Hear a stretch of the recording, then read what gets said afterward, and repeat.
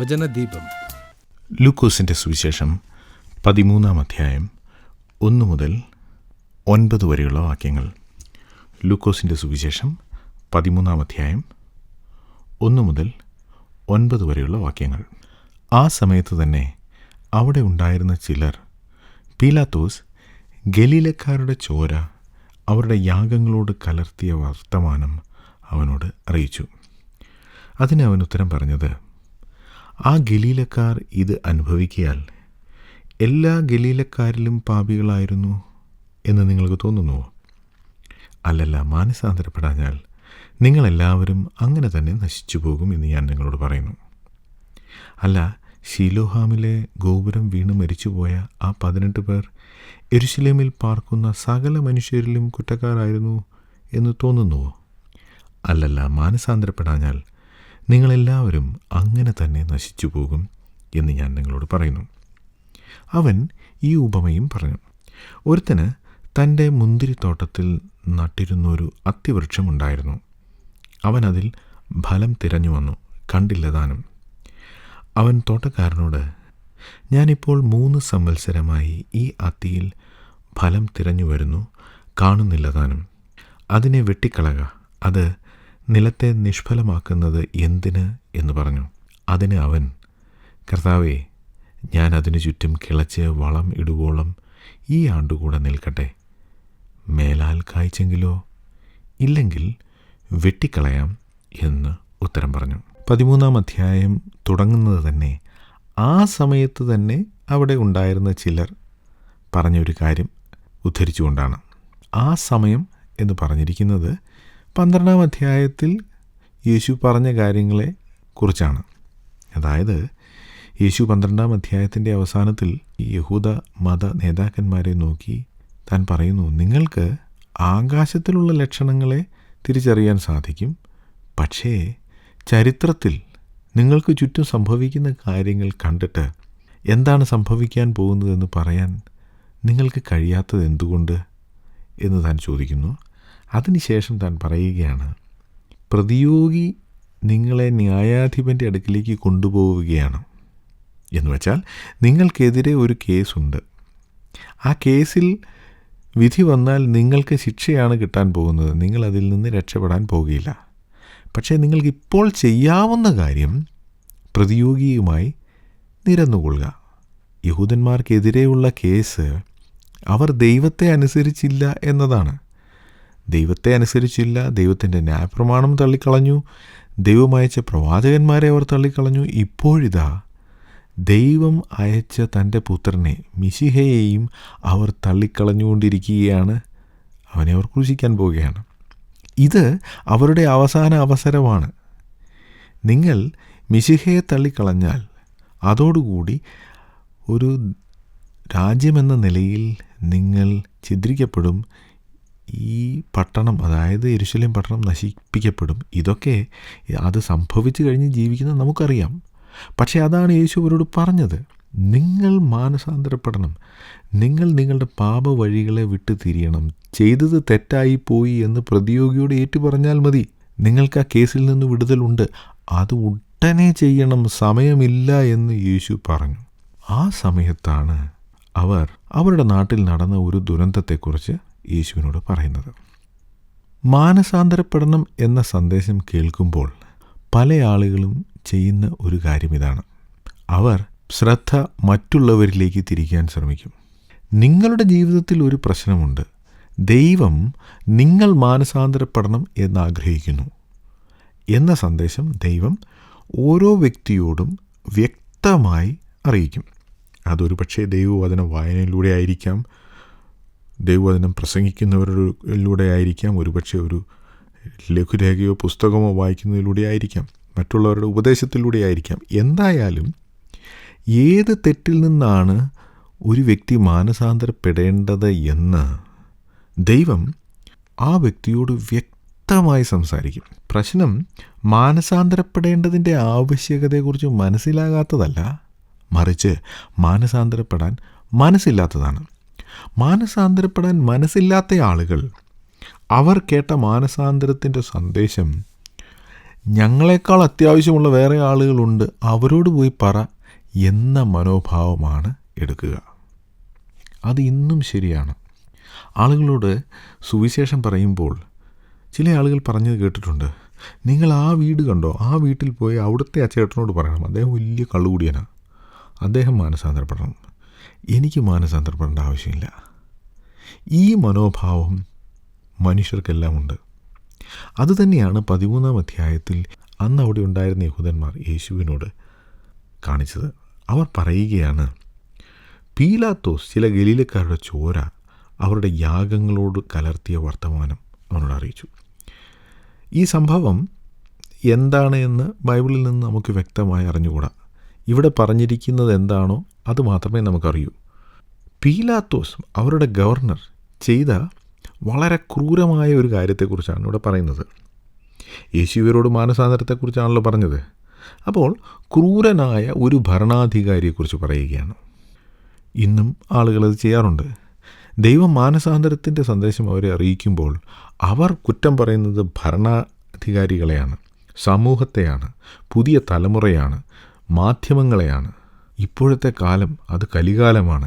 ഇങ്ങനെയൊക്കെ പറഞ്ഞ് കുഴപ്പം ഞങ്ങളുടേതല്ല മറ്റുള്ളവരുടേതാണ് എന്ന് വരുത്തി തീർക്കുക. മാനസാന്തരപ്പെടാനുള്ള സന്ദേശം യേശു അവരോട് പറഞ്ഞപ്പോൾ അവർ പറയുകയാണ്, നമ്മുടെ ഗവർണർ പീലാത്തോസ് ഉണ്ടല്ലോ, അയാളൊരു മഹാദുഷ്ടനാണ്. ഇവരിത് പറഞ്ഞതിൻ്റെ പിന്നിൽ ഒരു ദുഷ്ടലാക്ക് കൂടി ഉണ്ടായിരിക്കാൻ സാധ്യതയുണ്ട്. കാരണം പീലാത്തോസിനെതിരെ യേശു എന്തെങ്കിലും പറഞ്ഞാൽ പിന്നീട് അത് അവർക്ക് അവനെതിരെ ഉപയോഗിക്കുവാൻ സാധിക്കും. ഭരണാധികാരികൾക്കെതിരെ സംസാരിക്കുകയും പ്രവർത്തിക്കുകയും ചെയ്യുന്നവരെ റോമൻ ഗവൺമെൻറ് ശിക്ഷിക്കുമെന്ന കാര്യത്തിൽ സംശയമില്ലല്ലോ. അതൊരു കുടുക്ക ചോദ്യമായി ചോദിക്കുവാനുള്ള സാധ്യതയും നമുക്ക് തള്ളിക്കളയാൻ കഴിയുകയില്ല. പക്ഷേ പീലാത്തോസിനെ കുറ്റം പറയുന്നതിലും പ്രധാനമായി ഈ ആളുകൾ ഗലീലക്കാരെക്കുറിച്ചാണ് പറയാൻ ശ്രമിച്ചത്. അത് യേശുവിൻ്റെ മറുപടിയിൽ നിന്ന് നമുക്ക് മനസ്സിലാകും. 2-ാം വാക്യത്തിൽ യേശു അതിന് മറുപടി പറയുകയാണ്. ആ ഗലീലക്കാർ, അതായത് പീലാത്തോസ് കൊന്ന ഗലീലക്കാർ, ഇത് അനുഭവിക്കിയാൽ എല്ലാ ഗലീലക്കാരിലും പാപികളായിരുന്നു എന്ന് നിങ്ങൾക്ക് തോന്നുന്നുവോ? അപ്പോൾ ഇവർ ഈ ചോദ്യം ചോദിച്ചതിൻ്റെ ഉദ്ദേശം യേശുവിൻ്റെ ഉത്തരത്തിൽ നിന്നും വ്യക്തമാണ്. ഗലീലക്കാർ അവർ പാപികളാണ്, നല്ല ആളുകളല്ല. ഗലീലക്കാർ യഹൂദന്മാരാണ്, പലസ്തീൻ്റെ വടക്കേ ദേശത്ത് താമസിക്കുന്നവരാണ്. എന്നാൽ തെക്ക് യെരുശലേമിൽ യഹൂദയിൽ താമസിക്കുന്ന ആളുകളുടെ അത്രയും ആത്മീയ പക്വതയോ വിവരമോ വിദ്യാഭ്യാസമോ സാംസ്കാരിക നിലവാരമോ ഇല്ല എന്ന് ആണ് തെക്കുള്ള ആളുകൾ ഗലീലക്കാരെക്കുറിച്ച് ചിന്തിക്കുന്നത്. അതുകൊണ്ടാണ് കളിയാക്കി നിക്കോദെമോസിനെ നീയും ഒരു ഗലീലക്കാരനോ എന്നൊക്കെ ചോദിച്ചത്. അപ്പോൾ ഗലീലക്കാർ ഭക്തിയില്ലാത്തവരാണ് എന്ന ഒരു ധാരണ ആളുകൾക്കുണ്ടായിരുന്നു. എന്നാൽ ഈ ഗലീലക്കാരിൽ ചിലർ അവർ ദൈവത്തെ പ്രസാദിപ്പിക്കുവാനായിരിക്കും യാഗം കഴിക്കാൻ തീരുമാനിച്ചു. അവർ യാഗം കഴിക്കാൻ പോയപ്പോൾ മൃഗങ്ങളെ കൊന്നാണല്ലോ യാഗം കഴിക്കുന്നത്. മൃഗങ്ങളെ കൊന്ന് യാഗമൃഗത്തിൻ്റെ രക്തം യാഗപീഠത്തിൽ ഒഴിക്കുക, അതാണ് യാഗം. പക്ഷേ അവിടെ വെച്ച് പീലാത്തോസ് തൻ്റെ പട്ടാളക്കാരെ അയച്ച് യാഗം കഴിക്കാൻ വന്ന ഗലീലക്കാരെ കൊന്നു. എന്ന് വെച്ചാൽ ദൈവത്തെ പ്രസാദിപ്പിക്കുവാൻ, ആരാധിക്കുവാൻ പോയ ആളുകളെ കൊന്നുകളഞ്ഞു. ഒരു അപകടം സംഭവിച്ച ആളുകൾ മരിക്കുകയാണെങ്കിൽ അതാർക്ക് സംഭവിക്കാം. എന്നാൽ ദൈവത്തെ ആരാധിക്കാൻ പോയപ്പോൾ ഒരു അപകടം വന്നു മരിച്ചു. അതിൻ്റെ അർത്ഥം ഇവർ പറയുന്നത് ആ ഗലീലക്കാർ ഭയങ്കര ദുഷ്ടന്മാരായിരുന്നു, മറ്റെല്ലാ ഗലീലക്കാരെക്കാളും ദുഷ്ടന്മാരായിരുന്നു. കാരണം എന്തെന്ന് വെച്ചാൽ അവർ ദൈവത്തെ ആരാധിക്കാൻ പോയപ്പോഴാണ് ദൈവം അവർ ഇങ്ങനെ കൊല്ലപ്പെടാൻ അനുവദിച്ചത്. അതിൻ്റെ അർത്ഥം അവർ ഭയങ്കര പാപികളായിരുന്നു, ദൈവത്തിന് അവരിലൊട്ടും പ്രസാദമില്ലായിരുന്നു. ഗലീലക്കാർ പാപികളാണ്, അതിൽ ഏറ്റവും മോശം പാപികളാണ് കൊല്ലപ്പെട്ടത് എന്നാണ് ഈ ആളുകൾ വരുത്തി തീർക്കാൻ ശ്രമിക്കുന്നത്. പക്ഷേ യേശു എന്താ പറഞ്ഞത്? അങ്ങനെ ചിന്തിക്കരുത്. ഈ ഗലീലക്കാർ മറ്റെല്ലാ ഗലീലക്കാരെക്കാളും പാപികളെന്ന് നിങ്ങൾ ചിന്തിക്കുന്നു. അങ്ങനെയല്ല. 3-ാം വാക്യം, മാനസാന്തരപ്പെടാഞ്ഞാൽ ഗലീലക്കാർ എല്ലാവരും അങ്ങനെ തന്നെ നശിച്ചു പോകുമെന്നല്ല യേശു പറഞ്ഞത്. മാനസാന്തരപ്പെടാഞ്ഞാൽ നിങ്ങൾ എല്ലാവരും അങ്ങനെ തന്നെ നശിച്ചു പോകും. ആരാധിക്കുവാൻ പോകുമ്പോൾ കൊല്ലപ്പെടുക എന്നത് വളരെ ദുഃഖകരമായ ഒരു കാര്യമാണ്, ഒരു ദുരന്തമാണ്. എന്നാൽ യേശു ഇവിടെ പറയുന്നത് അതുപോലെ ഒരു ദുരന്തം നിങ്ങൾക്കെല്ലാവർക്കും ഉണ്ടാകും. നിങ്ങളെല്ലാവരും അങ്ങനെ തന്നെ നശിച്ചു പോകും. കാരണം നിങ്ങൾ മാനസാന്തരപ്പെട്ടില്ല. മാനസാന്തരപ്പെട്ടില്ലെങ്കിൽ നിങ്ങൾ വിചാരിക്കുന്ന ഏറ്റവും വലിയ ദുരന്തം അതുതന്നെ നിങ്ങൾക്ക് സംഭവിക്കും. അല്ലല്ല, മാനസാന്തരപ്പെടാഞ്ഞാൽ നിങ്ങളെല്ലാവരും അങ്ങനെ തന്നെ എന്ന് വെച്ചാൽ പീലാത്തോസ് കൊന്നുകളഞ്ഞ ആ ഗലീലക്കാരെ പോലെ നശിച്ചു പോകും. ഇത് ഗലീലയിലാണ് സംഭവിച്ചത്, ഗലീലക്കാർക്കാണ് സംഭവിച്ചത്. അതുകൊണ്ട് യഹൂദന്മാർക്ക്, പ്രത്യേകിച്ച് തെക്കുള്ള യഹൂദന്മാർക്ക് അവരെ കുറ്റം പറയുവാൻ ഉത്സാഹം കൂടുതലാണ്. പക്ഷേ യേശു അവർ പറഞ്ഞതുപോലെ തന്നെയുള്ള മറ്റൊരു സംഭവം അവരോട് പറയുകയാണ്. അത് സംഭവിച്ചത് യെരുശലേമിലാണ്. ശീലോഹം ഗോപുരം യെരുശലേമിനടുത്തുള്ള ഒരു ഗോപുരമായിരുന്നു. എങ്ങനെയോ ആ ഗോപുരം ഇടിഞ്ഞു വീണു. ആ ഗോപുരത്തിലുണ്ടായിരുന്നവരോ അതിനടുത്ത് നിന്നവരോ ആയ 18 പേർ യെരുശലേമിൽ കൊല്ലപ്പെട്ടു. അത് യെരുശലേമിലുള്ള എല്ലാവർക്കും അറിയാം. കാരണം യെരുശലേമിലാണ് സംഭവിച്ചത്. ഇനി യേശു അവരോട് ചോദിക്കുകയാണ്, ആ 18 പേർ യെരുശലേമിൽ പാർക്കുന്ന സകല മനുഷ്യരിലും കുറ്റക്കാരായിരുന്നു എന്ന് തോന്നുന്നുവോ? ഗലീലക്കാരെ കുറ്റം പറയാൻ അവർക്ക് ഉത്സാഹമായിരുന്നു. പക്ഷേ ഇപ്പോൾ യേശു യെരുശലേമിൽ നടന്ന ഒരു ദുരന്തത്തെക്കുറിച്ച് യെരുശലേംകാരിൽ നിന്നുള്ള യഹൂദന്മാരോട് ചോദിക്കുകയാണ്. ശീലോഹിലെ ഗോപുരം, യെരുശലേമിൽ വീണ ആ ഗോപുരം 18 പേരെ കൊന്നു കളഞ്ഞു. ആ 18 പേർ ബാക്കിയുള്ള യെരുശലേം നിവാസികളെക്കാൾ ദുഷ്ടന്മാരായിരുന്നു. അവരുടെ തന്നെ ആർഗ്യുമെൻറ്റ്. ഗലീലയിൽ ആരാധിക്കുവാൻ പോയ ആളുകൾ കൊല്ലപ്പെട്ടെങ്കിൽ ആ ഗലീലക്കാർ മറ്റെല്ലാ ഗലീലക്കാരെക്കാളും ദുഷ്ടന്മാരാണെങ്കിൽ ശീലോഹം ഗോപുരം ഇടിഞ്ഞു വീണ് കൊല്ലപ്പെട്ട 18 പേർ മറ്റെല്ലാ യെരുശലേം നിവാസികളെക്കാളും ദുഷ്ടന്മാരായിരിക്കണം. യേശു 3-ാം വാക്യത്തിൽ പറഞ്ഞ കാര്യം വീണ്ടും 5-ാം വാക്യത്തിൽ ആവർത്തിക്കുകയാണ്. അല്ലല്ല, മാനസാന്തരപ്പെടാഞ്ഞാൽ നിങ്ങളെല്ലാവരും അങ്ങനെ തന്നെ എന്ന് വച്ചാൽ ശീലോഹം ഗോപുരം ഇടിഞ്ഞു വീണ് കൊല്ലപ്പെട്ട 18 പേരെ പോലെ നശിച്ചു പോകും. നിങ്ങൾ നശിക്കുവാനുള്ള കാരണം, നിങ്ങളെല്ലാവരും നശിക്കുവാനുള്ള കാരണം മാനസാന്തരപ്പെട്ടില്ല. ഇത് കഴിഞ്ഞ് 6-ാം വാക്യത്തിൽ അവൻ ഒരു ഉപമയും പറഞ്ഞു. അപ്പോൾ ഈ ഉപമ പറഞ്ഞതിൻ്റെ ഉദ്ദേശം എന്താണ്? മാനസാന്തരത്തിൻ്റെ സന്ദേശം കേട്ടിട്ടും മാനസാന്തരപ്പെടാൻ മനസ്സില്ലാത്തവർ, അവരെക്കുറിച്ചാണ് ഈ ഉപമ. ഈ ഉപമ ശ്രദ്ധിക്കൂ. ഒരുത്തന് തൻ്റെ മുന്തിരിത്തോട്ടത്തിൽ നട്ടിരുന്നൊരു അത്തിവൃക്ഷമുണ്ടായിരുന്നു. അതിൽ ഫലം തിരഞ്ഞു വന്നു, കണ്ടില്ല താനും. നിങ്ങൾ എല്ലാവരും മുന്തിരി കഴിച്ചിട്ടുള്ളവരാണ്. ഒരുപക്ഷെ നിങ്ങളെല്ലാവരും അത്തിപ്പഴം കഴിച്ച് കാണുകയില്ല. ഞാനൊരു കാര്യം പറയാം, മുന്തിരിക്കാണ് അത്തിപ്പഴത്തിനേക്കാൾ മധുരം. അത്തിപ്പഴവും നല്ല രുചിയുള്ള പഴം തന്നെയാണ്, എന്നാൽ മുന്തിരിക്കാണ് അല്പം മാധുര്യം കൂടുതൽ. മുന്തിരി നമ്മുടെ നാട്ടിൽ പാവൽ ഒക്കെ കൃഷി ചെയ്യുന്ന പോലെ പന്തലിട്ടാണ് വളർത്തുന്നത്.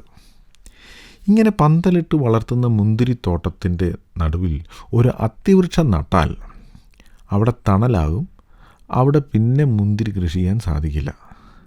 അതുകൊണ്ട് സാധാരണ ആളുകൾ മുന്തിരിത്തോട്ടത്തിൻ്റെ നടുക്കൊരു അത്തിവൃക്ഷം നടാറില്ല. അവിടെ നിഴലുണ്ടാകും, അതുകൊണ്ട് അങ്ങനെ ചെയ്യാറില്ല. എന്നാൽ ഇവിടെ ഇത് ഒരാൾ മുന്തിരിത്തോട്ടത്തിൻ്റെ നടുവിൽ ഒരു അത്തിവൃക്ഷം നട്ടു. അസാധാരണമായ കാര്യമാണ്, താനത് ചെയ്തു.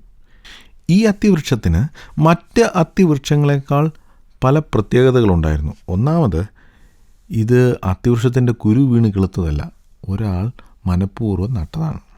രണ്ടാമത്, ഇതിനെ മുന്തിരിത്തോട്ടത്തിലാണ് നട്ടിരിക്കുന്നത്. അതുകൊണ്ട് ഇത് ചെറുതായിരിക്കുമ്പോൾ ഇതിന് നല്ല തണൽ കിട്ടും. കാരണം മുന്തിരിയുടെ വള്ളി ഇതിൻ്റെ മുകളിലാണല്ലോ, അപ്പോൾ നല്ല തണൽ കിട്ടും. ചൂട് കാലത്ത് പേടിക്കണ്ട. യഹൂദന്മാർ ഒരിക്കലും 3 വയസ്സിൽ താഴെയുള്ള ഒരു മരത്തിൽ നിന്നും ഫലം പറിച്ച് തിന്നുകയില്ല. ന്യായപ്രമാണത്തിൽ അത് പറഞ്ഞിട്ടുണ്ട്. നമ്മുടെ നാട്ടിൽ പറയുകയാണെങ്കിൽ ഒരു മാവ് നട്ടു. ആ മാവ് 2-ാം കൊല്ലം കായ്ച്ചാൽ, അല്ലെങ്കിൽ 3-ാം കൊല്ലം കായ്ച്ചാൽ, യഹൂദനാണെങ്കിൽ ആ മാമ്പഴം തിന്നില്ല. 3 വർഷത്തിന് ശേഷമുണ്ടാകുന്ന മാങ്ങയെ അവർ തിന്നു. അത്തിവൃക്ഷവും അങ്ങനെ തന്നെയാണ്. ആദ്യത്തെ 3 വർഷം അത്തിവൃക്ഷത്തിൽ നിന്നും ഒരു യഹൂദൻ ഫലം അന്വേഷിക്കില്ല. ഉണ്ടെങ്കിൽ തന്നെ അത് പ്രയോജനമില്ല, അവനത് എടുക്കില്ല. ഇവിടെ നാം വായിക്കുന്നത് 7-ാം വാക്യത്തിൽ, ഞാൻ ഇപ്പോൾ 3 സംവത്സരമായി അത്തിയിൽ ഫലം തിരഞ്ഞു വരുന്നു, കാണുന്നില്ല താനും. എന്ന് വെച്ചാൽ 4-ാം വർഷവും 5-ാം വർഷവും 6-ാം വർഷവും അവൻ ഫലം അന്വേഷിക്കുകയാണ്. ഏതായാലും ആദ്യത്തെ 3 കൊല്ലമല്ല. ഫലം കായ്ക്കുവാൻ ആവശ്യത്തിലധികം സമയം ഈ അത്തിവൃക്ഷത്തിന് കൊടുത്തു. ഫലം കാണുന്നില്ല. അപ്പോൾ ഇനി ഈ അത്തിവൃക്ഷം വെട്ടിക്കളയാം എന്നതാണ് അദ്ദേഹത്തിൻ്റെ തീരുമാനം. കാരണം അത് നിലത്തെ നിഷ്ഫലമാക്കുന്നു. എന്ന് വെച്ചാൽ മുന്തിരിക്കോ മറ്റ് മരങ്ങൾക്കോ ചെടികൾക്കോ കിട്ടേണ്ട വളവും വെള്ളവും ഈ അത്തിവൃക്ഷത്തിൻ്റെതായി വലിച്ചെടുക്കുന്നു. പക്ഷേ യാതൊരു പ്രയോജനവും ഈ മരം കൊണ്ടില്ല. ഒരു അത്തിവൃക്ഷത്തിൻ്റെ തടി ഒന്നിനും കൊള്ളില്ല, വിറകിനെ കൊള്ളൂ. അത്തിവൃക്ഷം കൊണ്ട് അതിൻ്റെ ഫലമല്ലാതെ മറ്റൊരു ഗുണവുമില്ല. ഒരു പക്ഷേ തണൽ കിട്ടുമായിരിക്കും. തണൽ കിട്ടാൻ വേണ്ടി ആരും ഒരു അത്തിവൃക്ഷത്തിൻ്റെ തൈ നടില്ല. അത്തിവൃക്ഷം നടുന്നതിൻ്റെ ഉദ്ദേശം ഫലം കിട്ടുക എന്നത് മാത്രമാണ്. ഇവിടെ അതിനു വേണ്ടി നട്ട അത്തിവൃക്ഷം ഫലം കൊടുക്കുന്നില്ല. ഇത്രയൊക്കെ ആയപ്പോൾ ആ സ്ഥലത്തിൻ്റെ തോട്ടക്കാരൻ, എന്ന് വെച്ചാൽ ആ സ്ഥലത്തിൻ്റെയും അവിടെയുള്ള ചെടികളുടെയും മരങ്ങളുടെയും കാര്യങ്ങൾ നോക്കുന്നയാൾ, അയാൾ പറയുകയാണ്, ഞാൻ 1 വർഷം കൂടെ സമയം ഇതിന് കൊടുക്കാം. എന്ന് വെച്ചാൽ ഈ തോട്ടക്കാരനാണ് ഇതിന് ഉത്തരവാദിത്തം എടുക്കുന്നത്. ഉടമസ്ഥൻ പറയുന്നു വെട്ടിക്കളയാം. പക്ഷേ തോട്ടക്കാരൻ പറയുകയാണ്, ഞാൻ 1 വർഷം കൂടെ കിളച്ച് വളമിടാം. പക്ഷേ കായ്ച്ചെങ്കിലോ? ഈ അത്തിവൃക്ഷം ഇപ്പോൾ നിൽക്കുന്നത് ഈ തോട്ടക്കാരൻ്റെ വാക്കിൻ്റെ അടിസ്ഥാനത്തിലാണ്. തോട്ടക്കാരൻ യജമാനനോട് അപേക്ഷിച്ചതിൻ്റെ അടിസ്ഥാനത്തിൽ അവന് അല്പം സമയം കൂട്ടിക്കൊടുത്തിരിക്കുകയാണ്. അത്തിവൃക്ഷം 1 വർഷം കൂടെ നിന്നോട്ടെ. ഫലം കായ്ക്കാനുള്ള അവസാന അവസരം. വാസ്തവത്തിൽ ഇത് തന്നെയാണ് 12-ാം അധ്യായത്തിൻ്റെ അവസാനത്തിൽ യേശു യഹൂദന്മാരോട് പറഞ്ഞത്. നിങ്ങൾ ന്യായാധിപൻ്റെ മുമ്പിലേക്ക് പൊയ്ക്കൊണ്ടിരിക്കുകയാണ്. നിങ്ങളുടെ പ്രതിയോഗിയുമായി നിരപ്പ് പ്രാപിക്കുവാനുള്ള അവസാന അവസരമാണിത്. ഈ അവസരം നിങ്ങൾ ഉപയോഗിച്ചില്ലെങ്കിൽ ശിക്ഷിക്കപ്പെടും. എങ്ങനെയാണ് അവസരം ഉപയോഗിക്കേണ്ടത്? അതാണ് 13-ാം അധ്യായത്തിൻ്റെ ആദ്യം യേശു ഇവരോട് പറഞ്ഞത്. 1 പ്രാവശ്യമല്ല, 2 പ്രാവശ്യം പറഞ്ഞു. അല്ലല്ല, മാനസാന്തരപ്പെടാഞ്ഞാൽ നിങ്ങളെല്ലാവരും അങ്ങനെ തന്നെ നശിച്ചു പോകും. ദൈവം മാനസാന്തരപ്പെടാൻ പറയുമ്പോൾ മാനസാന്തരപ്പെടാതിരിക്കുന്നതാണ് ശിക്ഷാവിധി വരുവാനുള്ള കാരണം. മാനസാന്തരപ്പെടാതിരുന്നാൽ നിങ്ങൾക്ക് ശിക്ഷാവിധി വരും എന്ന കാര്യത്തിൽ ഒരു സംശയവുമില്ല. ഈ കാര്യം ഒരേ വാചകം യേശു 2 പ്രാവശ്യം 3-ാം വാക്യത്തിലും 5-ാം വാക്യത്തിലും പറഞ്ഞിരിക്കുകയാണ്. താനത് ആവർത്തിച്ചിരിക്കുകയാണ്. കാരണം ഇതാണ് ശിക്ഷാവിധി വരുവാനുള്ള കാരണം. ദൈവം മാനസാന്തരപ്പെടാൻ പറഞ്ഞിട്ടും മാനസാന്തരപ്പെടുന്നില്ല. ഈ ഉപമ യേശു പറഞ്ഞത്, മാനസാന്തരപ്പെടുവാൻ നിങ്ങൾക്ക് ലഭിച്ചിരിക്കുന്ന ഈ അവസരം, ഇത് അവസാനത്തെ അവസരമാണ്. അവസാനത്തെ 1 വർഷം മറ്റാരോ നിങ്ങൾക്ക് വേണ്ടി പക്ഷപാതം ചെയ്തതുകൊണ്ട് മാത്രം ലഭിച്ച 1 വർഷം. വളവും സ്ഥലവും സമയവും നിങ്ങൾ ഉപയോഗിക്കുകയാണ്. മറ്റുള്ളവർക്ക് ഫലം കായ്ക്കാമായിരുന്നു. അവർക്ക് ലഭിക്കേണ്ട വളവും സ്ഥലവും സമയവും നിങ്ങൾക്ക് നൽകിയിരിക്കുകയാണ്. 1 വർഷം കൂടി. പ്രിയ സുഹൃത്തേ, ദൈവം മാനസാന്തരപ്പെടുവാനായി നിങ്ങൾക്ക് അവസരം നൽകുമ്പോൾ ആ അവസരം എന്നും നിലനിൽക്കും എന്ന് ചിന്തിക്കരുത്. പല ആളുകളും നാളെ മാനസാന്തരപ്പെടാം, അടുത്ത മാസം ചെയ്യാം, അടുത്ത വർഷം ചെയ്യാം എന്ന് ചിന്തിച്ച് അവരുടെ തീരുമാനത്തെ നീട്ടിക്കൊണ്ടുപോവുകയാണ്. ഒരു പക്ഷേ ഇന്ന് നിങ്ങളുടെ അവസാനത്തെ അവസരമായിരിക്കും. ദൈവം നിങ്ങളോട് ജീവിതത്തിൽ ചില ക്രമീകരണങ്ങൾ നടത്തുവാൻ പറഞ്ഞു. അതെന്താണെന്ന് മറ്റുള്ളവർ പറയേണ്ട ആവശ്യമില്ല, നിങ്ങൾക്കറിയാം. ദൈവാത്മാവ് നിങ്ങളോട് സംസാരിച്ചു, നീക്കിക്കളയേണ്ട ചില കാര്യങ്ങൾ നീക്കിക്കളയണം, അങ്ങനെ ദൈവവുമായി നിരപ്പ് പ്രാപിക്കണമെന്ന് ദൈവം നിങ്ങളോട് പലതവണ പറഞ്ഞു. ദൈവം മറ്റുള്ളവർക്ക് ലഭിക്കേണ്ട അവസരം എടുത്ത് നിങ്ങൾക്ക് തന്നു. എന്നിട്ടും നിങ്ങൾ മാനസാന്തരപ്പെടുന്നില്ലെങ്കിൽ ഈ അവസരങ്ങൾ എന്നേക്കും നിങ്ങൾക്ക് ലഭിച്ചുകൊണ്ടേയിരിക്കും എന്ന് ചിന്തിക്കരുത്. ആരോ നിങ്ങൾക്ക് വേണ്ടി പക്ഷപാതം ചെയ്യുന്നതിൻ്റെ അടിസ്ഥാനത്തിൽ മാത്രമാണ് നിങ്ങൾക്ക് ഇപ്പോൾ സമയം ലഭിച്ചിരിക്കുന്നത്. ആ സമയം ഉപയോഗിക്കുക, മാനസാന്തരപ്പെടുക. ഈ ഉപമയിൽ അത്തിവൃക്ഷം ഫലം കായ്ക്കണം എന്ന് ഉടമസ്ഥൻ ആഗ്രഹിക്കുന്നു. എന്നാൽ യേശു ആ ഫലം എന്താണെന്ന് ഈ അധ്യായത്തിൻ്റെ തുടക്കത്തിൽ പറഞ്ഞു. മാനസാന്തരപ്പെടണം. മാനസാന്തരപ്പെടുക എന്ന ഫലമാണ് നിങ്ങൾ കായ്ക്കേണ്ടത്. നിങ്ങൾ മാനസാന്തരപ്പെട്ടാൽ യോഹന്നാൻ സ്നാപകൻ പറഞ്ഞതുപോലെ മാനസാന്തരത്തിന് യോഗ്യമായ ഫലവും നിങ്ങൾ കായ്ക്കും. ആ നിലയിൽ മാനസാന്തരപ്പെടുവാനും മാനസാന്തരത്തിന് യോഗ്യമായ ഫലം കായ്ക്കുവാനും ദൈവം നിങ്ങളെ സഹായിക്കട്ടെ. ഞങ്ങളുടെ ദൈവമേ, സ്വർഗീയ പിതാവേ, ഞങ്ങൾക്ക് ലഭിച്ചിരിക്കുന്ന അവസരങ്ങൾക്കും സൗകര്യങ്ങൾക്കും സമയത്തിനുമായി സ്തോത്രം. ഈ അവസരങ്ങളും സമയവും മറ്റുള്ളവർക്ക് ലഭിച്ചിരുന്നെങ്കിൽ അവർ ഒരുപക്ഷെ ഫലം കായ്ച്ചേനെ. ഞങ്ങൾ ഫലം കായ്ക്കാതെ ജീവിക്കുന്നുവെങ്കിൽ മാനസാന്തരപ്പെടുവാൻ, മാനസാന്തരത്തിന് യോഗ്യമായ ഫലം കായ്ക്കുവാൻ ഞങ്ങളെ അവിടുന്ന് സഹായിക്കണമേ. അവിടുത്തെ ദീർഘക്ഷമയെ ദുരുപയോഗം ചെയ്യുവാൻ ഞങ്ങളെല്ലാവർക്കും ഇടയാകരുതേ. പ്രാർത്ഥന കേട്ടതിനായി സ്തോത്രം. യേശു കർത്താവിൻ്റെ നാമത്തിൽ അപേക്ഷിക്കുന്നു. ഞങ്ങളുടെ നമ്പർ 0720972991. നമ്പർ ഒരിക്കൽ കൂടി 0720472991. ഞങ്ങളുടെ വിലാസം വചനദീപം, പോസ്റ്റ് ബോക്സ് നമ്പർ 2566, ബാംഗ്ലൂർ 25. വിലാസം ഒരിക്കൽ കൂടി വചനദീപം, പോസ്റ്റ് ബോക്സ് നമ്പർ 2566, ബാംഗ്ലൂർ 25.